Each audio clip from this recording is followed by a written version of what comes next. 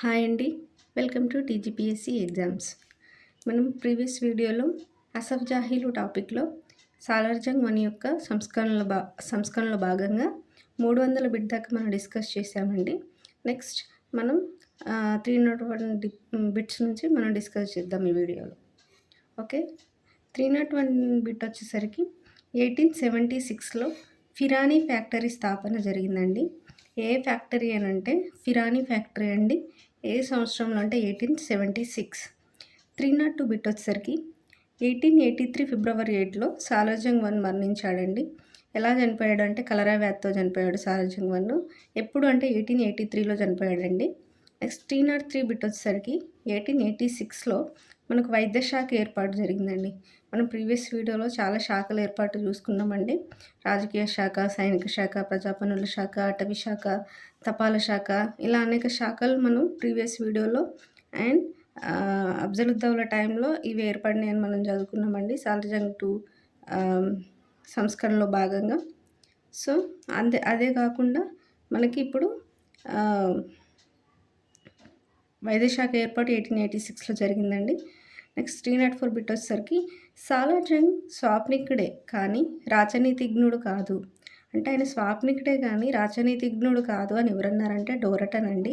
మనకి ప్రీవియస్ వీడియోలో మనం డిస్కస్ చేసుకుంది రాజనీతిజ్ఞులలో సాలార్జంగ్ వన్ ఒకడు.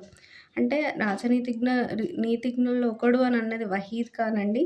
కాదు అని అన్నది డోరటన్ అండి. స్వాప్నికుడు కానీ రాజనీతిజ్ఞుడు కాదు అన్నది డోరటన్ అండి. ఈ డిఫరెన్స్ గుర్తుంచుకోవాలి. నెక్స్ట్ 305 బిట్ వచ్చేసరికి నిజాం రాజ్య వ్యవస్థ పునరింపజేసింది సాలార్జంగ్ వన్ అని విలియం డిగ్బీ పేర్కొన్నాడండి. సో నిజాం రాజ్య వ్యవస్థను మళ్ళీ పునరింపజేసింది ఎవరు అంటే సాలార్జంగ్ వన్ అని ఎవరన్నారంటే విలియం డిగ్బీ అండి. స్వాప్నికుడే కానీ నీతిజ్ఞుడు కాదు అన్నది డోరటన్ అండి. రాజనీతిజ్ఞులలో సాలార్జంగ్ వన్ ఒకడు అన్నది వహీద్ ఖాన్ అండి. ఈ ముగ్గురు important: Waheed Khan, Dorton, William Digby. So ఇక్కడితో మనకి సాలార్జంగ్ వన్ యొక్క సంస్కరణలు మనం క్లోజ్ చేస్తున్నామండి. 305 బిట్ దగ్గర నెక్స్ట్ క్లోజ్ అయిపోయింది ఇక్కడికి సాలార్జంగ్ వన్ యొక్క సంస్కరణలు. ఇప్పుడు మనము మీర్ మెహబూబ్ అలీ ఖాన్ గురించి రాబోయే బిట్స్లో చదువుతామండి. మీర్ మెహబూబ్ అలీ ఖాన్ అనే అతను మనకు 6వ నిజాం అండి.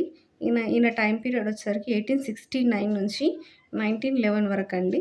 సో ఇప్పుడు మీర్ మెహబూబ్ అలీ ఖాన్ను 306 బిట్ వచ్చేసరికి ఏ వయసులో సింహాసనం అధిష్ఠించాడు? మీర్ మెహబూబ్ అలీ ఖాన్ ఏ వయసులో సింహాసనం అధిష్ఠించాడంటే వెరీ వెరీ ఇంపార్టెంట్ అండి.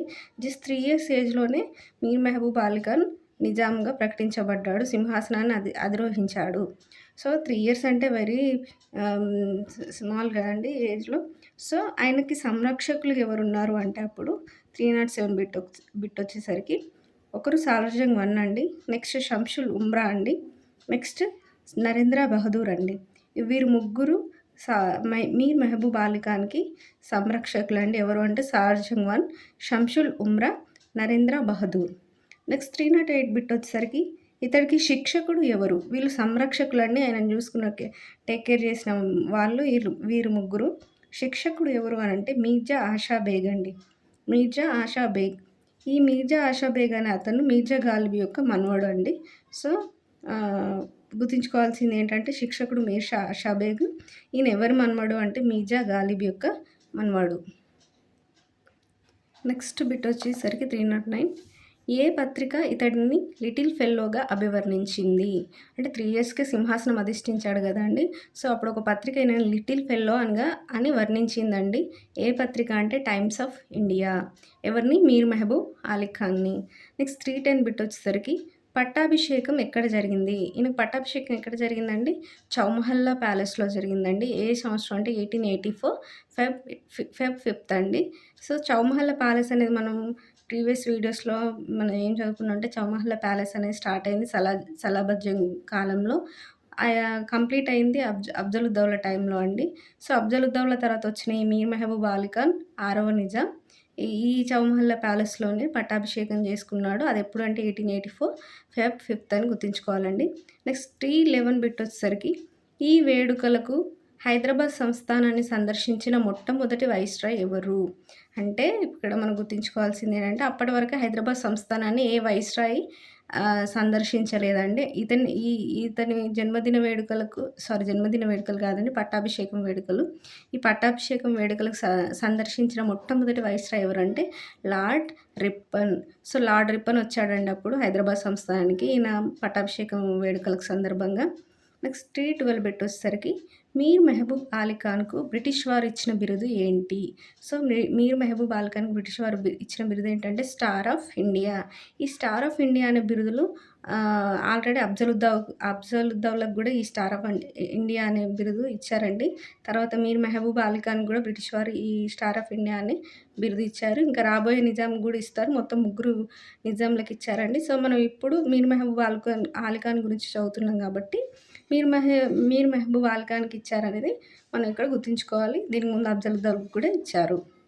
సో, 313 బిట్ వచ్చేసరికి ఇతడు ఎవరి భక్తుడు? సో, మీర్ మెహబూబ్ అలీ ఖాన్ ఎవరి భక్తుడండి? సూఫీ అయిన బాబా సర్ఫుద్దీన్. ఎవరి భక్తుడంటే బాబా సర్ఫుద్దీన్ అండి. ఈయన ఒక సూఫీ. సో, ఈయన భక్తుడు మీర్ మెహబూబ్ అలీ ఖాన్.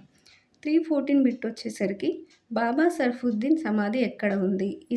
బాబా సర్ఫుద్దీన్ సమాధి ఎక్కడుందంటే పెహడి షరీఫ్‌లో ఉందండి. ఎక్కడంటే పెహడి షరీఫ్. 315 బిట్ వచ్చేసరికి ఇతడు ఏ ఆటల్లో నిష్ణాతుడు? సో, ఈ మీర్ మెహబూబ్ అలీ ఖాన్ ఏ ఆటల్లో నిష్ణాతుడు అంటే 1 పోలో, 2 టెంట్ రెగ్గింగ్ అండి. సో, ఈ 2 ఆటల్లో ఇతడు నిష్ణాతుడు. Polo, tent pegging. Next 316 bit ఇప్పుడు మనం డిస్కస్ చేసుకోబోయేది. 316 వచ్చేసరికి భార్య సర్దార్ బేగం కోసం కట్టించిన భవంతి పేరు ఏంటి? ఈయన భార్య పేరు ఏంటి మరి? ఈయన మీర్ మెహబూబ్ అలీ ఖాన్ యొక్క భార్య పేరు అంటే సర్దార్ బేగం అండి. సో, ఈ సర్దార్ బేగం కోసం ఒక భవంతి కట్టించాడండి. ఆ భవంతి పేరు ఏంటి అనంటే మెహబూబ్ మాన్సన్. సో, సర్దార్ బేగం కోసం ఈయన కట్టించింది మెహబూబ్ అలీ ఖాన్ కదండీ! సో, ఆయన పేరు మీదనే మెహబూబ్ మాన్సన్ అని పేరు పెట్టాడండి ఆ భవంతి. ఎవరి కోసం కట్టించాడంటే అతని యొక్క భార్య అయిన సర్దార్ బేగం అనేది గుర్తుంచుకోవాలండి. నెక్స్ట్ 317 బిట్ వచ్చేసరికి ఇతడు కొత్త వస్త్రాలంకరణ విధానాన్ని ప్రారంభించాడు. ఏంటి ఆ వస్త్రాలంకరణ విధానం అంటే ఒకటి షేర్వానీ, 2 పగడీ విధానం అండి. ఇవి 2 ఈ షేర్వానీ అనే కొత్త వస్త్రాలంకరణ అండ్ పగిడి అనే ఒక కొత్త వస్త్రాలంకరణ విధానాన్ని ప్రారంభించింది ఎవరు అనంటే మీర్ మెహబూబ్ అలీ ఖాన్ అండి. ఇప్పుడు చాలామంది పెళ్ళిలో షేర్వానీ హిందువులు గూడా యేసుకుంటారండి. సో, ఈ షేర్వానీని ప్లస్ పగిడి అనే కొత్త వస్త్రాలంకరణ విధానాన్ని ఎవరు ప్రారంభించారు అంటే ఈ మీర్ మెహబూబ్ అలీ ఖానే అండి. నెక్స్ట్ 318 బిట్ వచ్చేసరికి ఈయన కాలంలో తిరుగుబాటు చేసిన తెగ ఏంటి? సో, ఈయన కాలంలో ఒక తెగ తిరుగుబాటు చేసిందండి. అదే కోయవారు. సో, ఏ తెగ చేసిందంటే కోయవారండి. నెక్స్ట్ 319 బిట్ వచ్చేసరికి ఇతని బిరుదులేంటి? మీర్ మెహబూబ్ అలీ ఖాన్‌కున్న ఉన్న బిరుదులేంటి అంటే రంగ్ రంగేలా రాజా. 1 రంగ్ రంగేలా రాజా, 2 లిటిల్ ఫెల్లో, 3 మెహబూబ్ అలీ షా. మనం లిటిల్ ఫెల్లో అనేది ఆల్రెడీ టైమ్స్ ఆఫ్ ఇండియా వాళ్ళు ఈయనను ఫస్ట్ టైమ్ లిటిల్ ఫెల్లో అని వర్ణించారు అని మనం చదువుకున్నామండి. ఇంకా మిగతా 2 బిరుదులేంటంటే రంగ్ రంగేలా రాజా, నెక్స్ట్ మెహబూబ్ అలీ షా. 320 బిట్ వచ్చేసరికి 'హైదరాబాద్ ఆఫ్ ది 7 లోవ్స్' గ్రంథం రచయిత ఎవరు? So, 'Hyderabad of the 7 loaves' అనే గ్రంథాన్ని రచించింది ఎవరు అనంటే ఎడ్రూస్ అండి. ఎవరంటే ఎడ్రూస్. సో, ఈ 'హైదరాబాద్ ఆఫ్ ది 7 లోవ్స్' గ్రంథ రచయిత ఎడ్రూస్ గురించి మనం ఎందుకు తెలుసుకోవాలి? అసలు ఈ గ్రంథం ఇంపార్టెన్స్ ఏంటి అనంటే 321 బిట్‌లో పై గ్రంథంలో ఎడ్రూస్ ఏమని వర్ణించాడు ఇతడిని? ఎవరిని? ఈ మీర్ మెహబూబ్ అలీ ఖాన్ ఏమని వర్ణించాడు ఈ గ్రంథంలో అనంటే ఈ మీర్ మెహబూబ్ అలీ ఖాన్ అనే నిజాం చాలా మత సహనం గలవాడు. అంటే మత సహనం గలవాడండి. ఈయన అన్ని మతాలను ఒకే విధంగా చూసాడు. ఒకే విధంగా ట్రీట్ చేశాడు. అంటే వాళ్ళు ఈవెన్ ముస్లిమ్స్ అయినప్పటికి కూడా నిజాంలు ఈయన ముస్లింలను ఒక విధంగా, హిందువులను ఒక విధంగా, మైనారిటీ వాళ్ళని ఒక విధంగా అలా చూడలేదండి. ఈయనకు మత సహనం చాలా ఎక్కువ. అన్ని మతాలను సమానంగా చూసాడని ఈ గ్రంథంలో చెప్పాడండి. ఏ గ్రంథం అంటే 'హైదరాబాద్ ఆఫ్ ది 7 లోవ్స్'. దీని గ్రంథ రచయిత ఎవరంటే ఎడ్రూస్.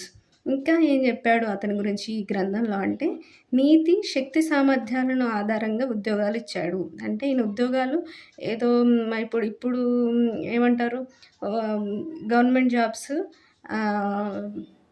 ఏంటి పలుకుబడి లేకపోతే డబ్బు లేకపోతే ఇంకెవరైనా రిఫరెన్స్‌ని బట్టి ఇవ్వకుండా ఆయన ఆ ఉద్యోగానికి అర్హత వాళ్ళకి ఉందా లేదా? అంటే వాళ్ళలో నీతి, వాళ్ళకు ఆ ఉద్యోగానికి కావాల్సిన శక్తి సామర్థ్యాలు వాళ్ళకున్నాయా లేవా అని వాటిని బేస్ చేసుకొని ఆయన ఉద్యోగాలు ఇచ్చాడండి.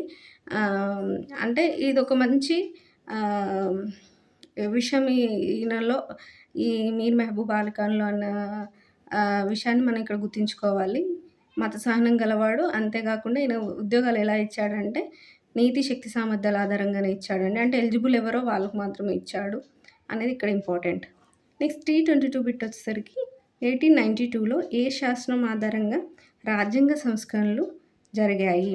సో, ఈయన ఒక శాసనం ద్వారా అంటే 1892 అంటే ఇది చాలా చాలా ఇంపార్టెంట్ బిట్. ఏ సంవత్సరం అంటే 1892 అండి. ఏ శాసనం ద్వారా రాజ్యాంగ సంస్కరణలు జరిగాయంటే, రాజ్యాంగ సంస్కరణలు చేశాడండి ఈయన. ఎవరు అంటే మీర్ మెహబూబ్ అలీ ఖాన్. ఏ శాసనం ద్వారా అంటే కానూన్-చాయి ముబారక్. ఈ కానూన్-చాయి ముబారక్ అనే శాసనం ద్వారా ఇతను రాజ్యాంగ సంస్కరణలు చేశాడండి. నెక్స్ట్ T23 బిట్ వచ్చేసరికి పై శాసనం ప్రకారం అంటే ఈ కానూన్-చాయి ముబారక్ శాసనం ప్రకారము ఈయన ఏం ఏర్పరిచిండు అనంటే రాజ్యాంగ సంస్కరణలు అనుకున్నాం కదండీ! ఆ రాజ్యాంగ సంస్కరణలో భాగంగా ఒకటి క్యాబినెట్ కౌన్సిల్, 2 లెజిస్లేటివ్ కౌన్సిల్ ఏర్పాటు జరిగిందండి. సో, ఈ క్యాబినెట్ కౌన్సిల్‌ని ఎగ్జిక్యూటివ్ కౌన్సిల్ అంటాం. అంటే cabinet council or executive council అంటే ఏం లేదండి. వీళ్ళు క్యాబినెట్ కౌన్సిల్ అనేది ఈ లెజిస్లేటివ్ కౌన్సిల్ తీసుకునే యొక్క నిర్ణయాలని అమలు పరుస్తారండి. అమలు పరిచే వాళ్ళని cabinet council or executive council అని అన్నాము. ఎవరైతే ఆ నిర్ణయాలను తీసుకుంటారో, ఆ నిర్ణయాలను ఆమోదిస్తారో వాళ్ళని లెజిస్లేటివ్ కౌన్సిల్ అని అనుకుంటామండి.